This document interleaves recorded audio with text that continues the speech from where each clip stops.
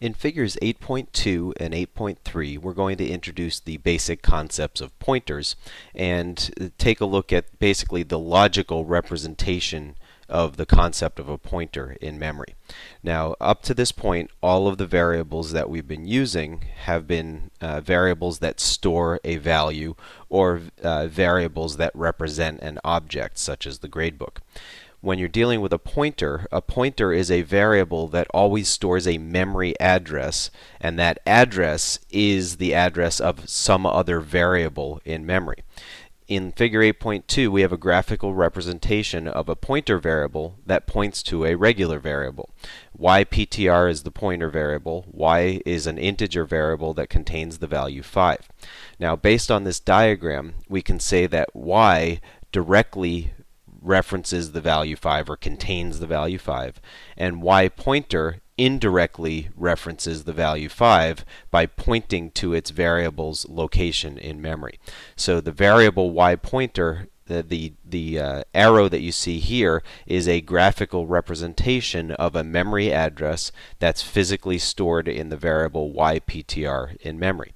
Now, just to give you a sense of how that could look in actual program values, here we have the variable y containing the value 5, and we're just going to say, for argument's sake, that it's at location 600,000 in memory, whatever that happens to be.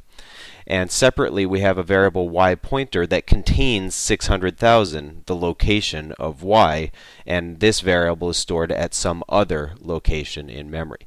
So pointers indirectly reference values.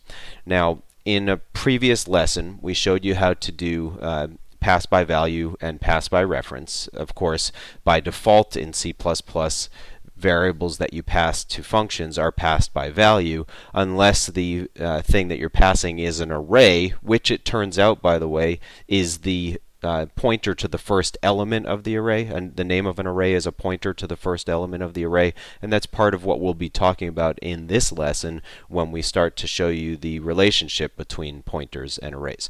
So with the exception of arrays, every individual thing that we pass to a function is passed by value by default.